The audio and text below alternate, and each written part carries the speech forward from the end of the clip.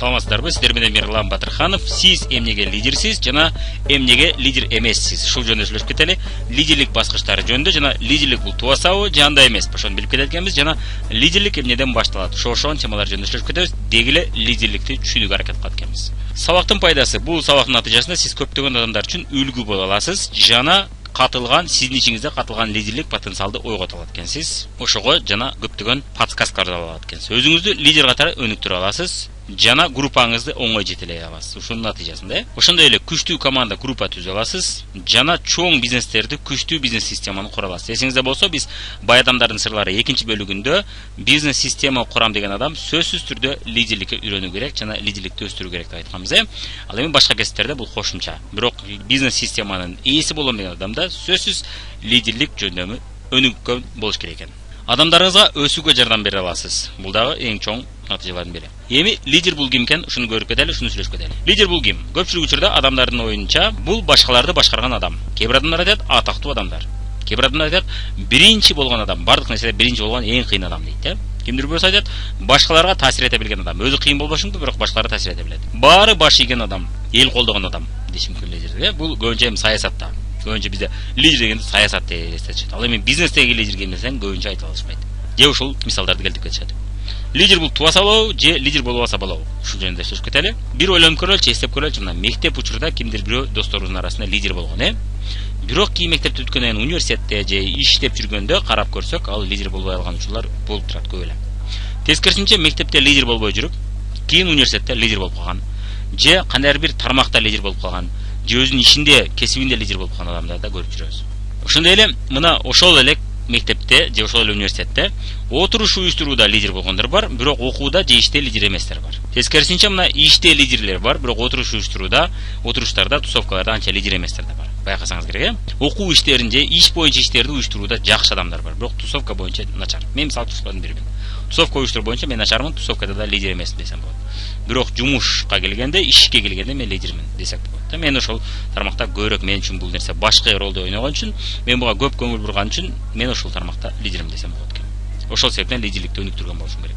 Кээ бир адамдар үйдө лидер, көчөдө жок. Кээ бирлер болсо тескерисинче көчөдө лидер, үйдө лидер эмес. Мисалы үчүн үйдө башка бирөө лидер болушу мүмкүн. Ушундай учурларда көп эле болуп жүрөт, көрүп жүрөбүз. Демек, лидерлик бул эмне экен? Бул ситуацияга жараша экен да. Кимдир бирөө кайсыдыр бир жерде лидер, кайсыдыр бир жерде лидер эмес экен. Кээ бир адамдар болот, мисалы үчүн лидер болгон эмес, бирок айталы аэропортко келгенде же автобуста бир кандай бир конфликт болгондо айла жок же өзүнүн бир проблемасын чечүү үчүн лидерликке баруу керек болот.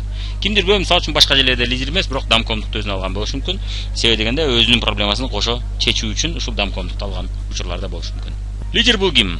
Дагы эле улантып кетебиз. Демек, бул башкаларды башкарган адам дедик, атактуу адам дедик, жана башка.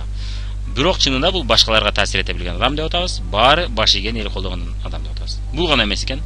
Лидерлик бул сиздин артыңыздан адамдардын ээрчигени гана эмес экен. Көпчүлүк учурда бул ээрчигени, бирок ошол гана эмес экен да. Сизди артыңыздан эч ким түртпөгөнү да бул лидерлик экен.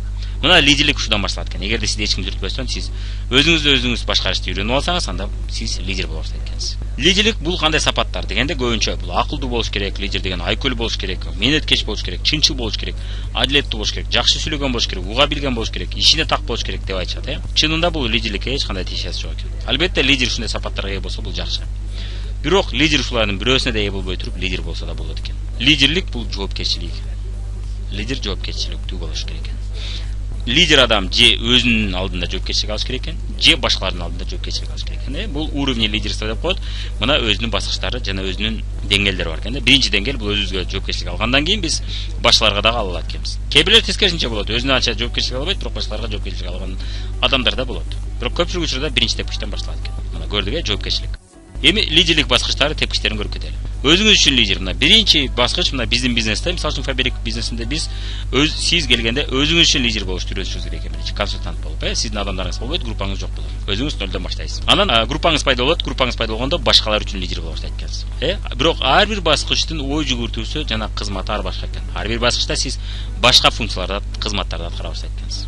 жана ар бир баскыч кийинки баскыч үчүн фундамент болуп турат экен. Эгерде сиз өзүңүз үчүн лидерликти жакшы өнүктүрүп алсаңыз, анда сиз башкалар үчүн оңой лидер болот экенсиз. Ал эми башкалар үчүн лидерликти өздөштүрүп алгандан кийин сиз уюм үчүн же команда үчүн да лидер боло алат экенсиз. Эгерде сиз башкалар үчүн лидер болуу тепкичине өткөсөңүз, анда команда үчүн лидер болгондо кыйналат экенсиз да. Мына команда үчүн лидерлер булар мына менеджер деңгээлинде же лидер деңгээлиндеги адамдар экен. 600 же 1000 балл жасаган адамдар экен. Уюм үчүн лидер мына вице директордон башталып, мына директор деңгээлге чейин мына уюм үчүн лидер экен. Лидерлер үчүн лидер бул старший, золотой, серебряный директорлор. Сиздин командаңызда сизге окшогон уюм үчүн лидерлер пайда болгондо сиз алар үчүн лидер боло баштайт экенсиз. Ошол кызматты жасашыңыз керек болот экен, жана ошол кызматты өз мойнуңузга алышыңыз керек болот экен, ошол жоопкерчиликти алышыңыз керек болот экен. Андан кийин тармак үчүн лидер. Мына бриллиантовый директор бул. Лидерлердин үстүнөн турган лидерлердин үстүнөн да лидер болот экен, жана чоң уюм үчүн да лидер болот экен. Бул адамдар стратегияны куруш керек болот.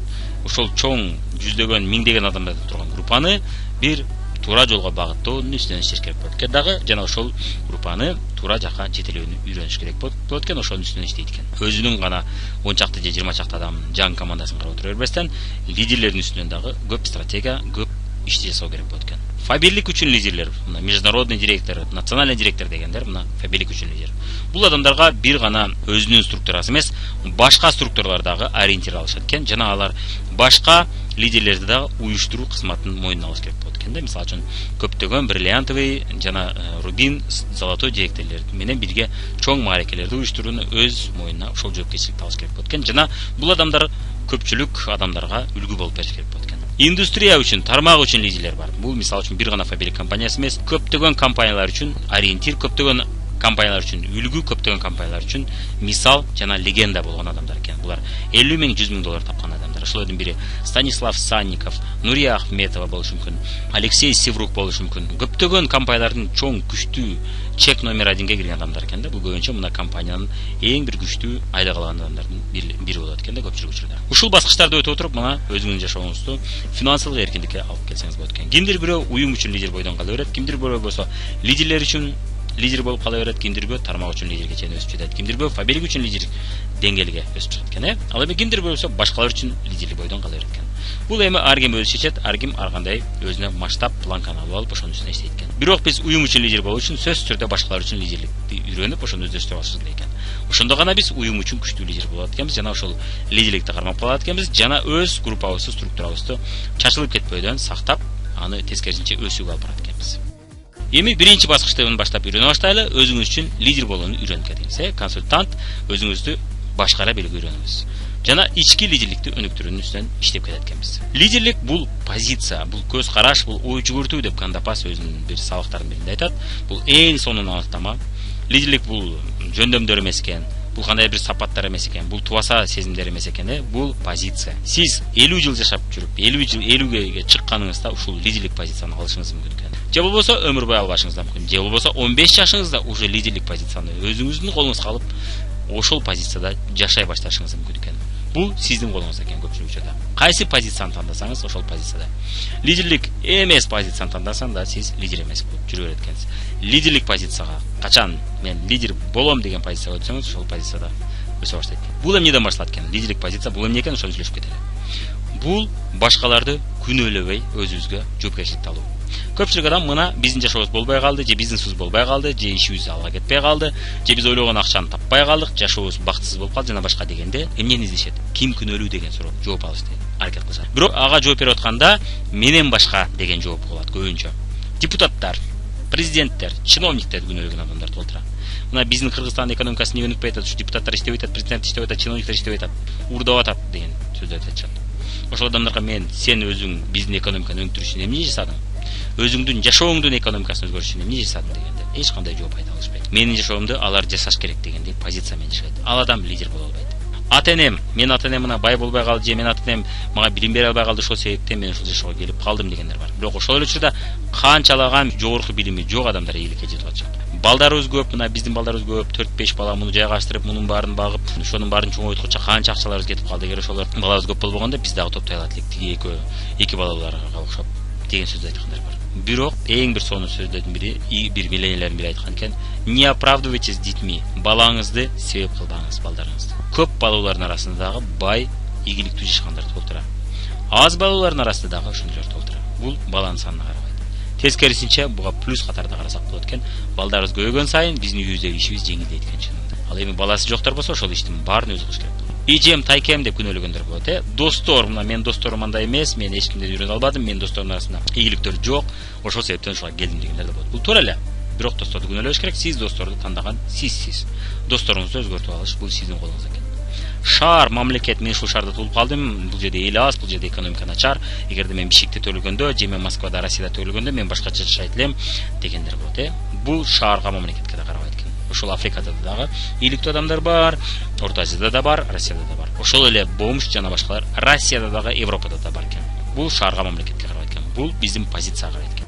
Мына көрүп атасыз, мына Украина сүрөттү көрдүңүз. Украина 14-жылы Майдан уюштургандан кийин, революциядан кийин Европа жолун алды.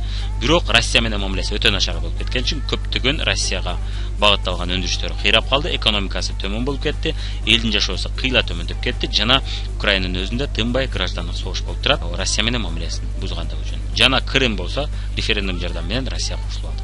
Мына Украина мамлекети эки чоң территорияда, бирөөсүнөн айрылганы турат, бирөөсүнөн айрылып калды. Мына мунун баары ошол жетекчиликтин, саясатчылардын туура эмес тандаган жолуна болот. Бул жерде биз Россияны, ал Украина Россияны мен күнөөлөгөн менен баары бир Украинаны оңдогон адамдар жетекчилер болот. Демек Украинанын тагдыры ошол жетекчилердин колунда экен. Россиянын колунда эмес. Мына кээ билер Путинди күнөөлөгөндөр бар, мына ошону дал ошондой эле, же биздин президентти күнөөлөгөндөр бар. Чынында сиздин жашооңуз жакшы жаман болгондугу ал президенттин колунда эмес экен, ал сиздин колуңузда экен. Кандай гана президент келбесин, президентке карабастан өз жашоосун өзгөртүп алгандар толтура, жана сонун күчтүү президенттер келгенде дагы начар жашагандар баары бир болот. Мына биздин бизнесте дагы адамдар келишет, иштешет, анан кийин эч кимге эч нерсе керек эмес экен деген сөз айтышат. Менин адамдарым продукция албай атат деген сөз айтышат. Менин адамдарым иштебей жатышат деген сөз айтышат. Менин адамдарым иштебей койсочу эртең дегендер болот. Менин кардарларым менен албай койсочу эртең дегендер болот. Менин күйөөм таштап кетсечи дегендер болот жашоодо. Менин күйөөм үстүмөн экинчи үй бүлө куруп алсачы деген суроолорду бизге же өзүнө коюшат. Эч убакта жоопкерчиликтен качпаңыз. Лидерлик бул жоопкерчилик. Ушул сөздөрдө айтып атканда, сиз ушул натыйжага өзүңүздүн бизнесиңизди, өзүңүздүн ишиңизди ушул натыйжага алып келген бул сиз, башка эч ким эмес. Эч кимдин эч нерсе керек эмес экендиги бул эмнеден болот? Сиз 2 кишиге сунуш кылдыңыз, 3 кишиге сунуш кылдыңыз, анан кийин эч кимге эч нерсе керек эмес экен деген натыйжага келдиңиз. Чынында биз реклама сабактарында эсиңизде болсо, жана сатуу сабактарында айтканбыз, жана статистика деген чүлтө айтканбыз. 10 кишиден 2-3 гана кызыгат. 3-дөн 1 кызыгышы, кызыкпашы күмөн. Анткени 20%, 30% гана кызыгат деп атабыз. Мына ошол себептен эч кимге эч нерсе керек эмес дегенде болот. Экинчиден, сиздин сунушуңуз балким жөн гана каталог болгондор. Сиз продукцияны өзүңүз колдонуп көрбөдүңүз, продукцияны изилдеп көрбөдүңүз. Элге кандай пайдасы тиет бул продукция? Мен элге кандай жардам көрсөтө алам? Кимдин кандай проблемасын чече алам ушул Фаберликтин продукциясын жардам менен деген суроону койгон жоксуз. Сиз адамдарга жардам берүү максатында көрсөтүп аткан жоксуз. Сиз өзүңүздүн жөндөмүздү толтуруу максатында көрсөтүп атасыз. Ошол себептен эч кимге эч нерсе керек эмес. Эгерде сиз адамдарга чындап жардам берүү максатында ошол ниетти изилдеп продукцияны, ошол ниетте убактыңызды кетирип, убактыңызды аябастан сериал көргөндөрүнө, же чатта отургандөрүнө, же YouTube'дан, же жана башка жерден кино нерсени көргөндөрүнө, же тамашаны көргөндөрүнө, же вайндарды көргөндөрүнө сиз продукция жөнүндө көрүп коюңуз. Ошондо сиз башкача айта баштайсыз адамдарга. Жана продукция жөнүндө көргөндө эптеп акча табыш максатта эмес, эптеп сатыш максатта эмес, чындап кайсы адамдын кайсы проблемасын чечүүгө жардам берет бул продукция деген максатта көрүп, ошол максатта элдер менен сүйлөшө баштаңыз. Ошондо адамдарга керек боло баштайт продукция. Менин адамдарым продукция албай атат. Сиздин адамдарыңыз эмне албай атат? Анткени сиз аларга чындап жардам берүү максатта алар менен сүйлөшпөй атасыз. Адамдар иштебей атат. Сиз чындап алардын турмушун оңдоо максатта ошол темада сиз алар менен сүйлөшпөй атасыз. Бул темада алар менен сүйлөшүү үчүн эмне кылыш керек? Адамдардын кызыгуусун кантип пайда кылууса болот деген сабакты көрүп чыгыңыз.